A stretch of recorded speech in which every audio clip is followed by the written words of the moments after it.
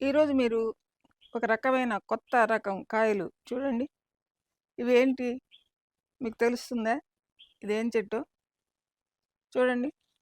ఇది ఒక పాట్‌లో ఉందండి. దేవగన్నేరు చెట్టు ఇది. దానికి కాయలు ఎప్పుడైనా చూసారా మీరు?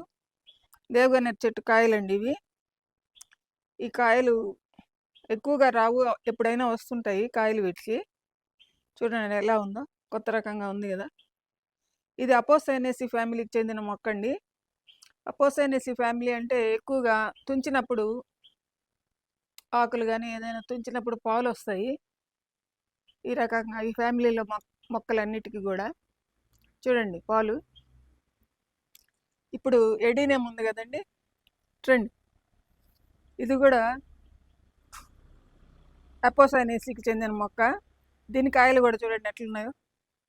అదే మాదిరిగా ఉన్నాయి గానీ, ఇట్లా 2 విడిగా ఉన్నాయి. దీనికి కలుసుకొనున్నాయి.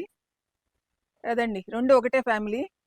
దీనికి కూడా తుంచితే పాలు వస్తాయి కొద్దిగా.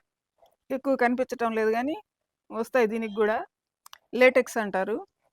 అటువంటిది దీనికి గూడా వస్తాయి. పెద్ద కొమ్మ కట్ చేసినప్పుడు దీనికి వస్తుంది. కొంచెం అదే మాదిరిగా. చూడండి. దీని కాయలు చూడండి. దీని కాయలు చూడండి ఎట్లున్నాయో. తమాషాగా ఉన్నాయి గదా!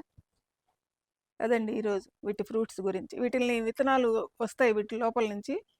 ఎండిన తర్వాత మనం వాటిల్ని వేసుకుంటే చిన్న చిన్న మొలకలు గూడా వస్తాయండి. కొత్త మొక్కలు. ఆ విధంగా ప్రాపగేట్ చేసుకోవచ్చు వీటిల్ని. కొమ్మలతో గూడా చేసుకోవచ్చు. విత్తనాలతో గూడా చేసుకోవచ్చు.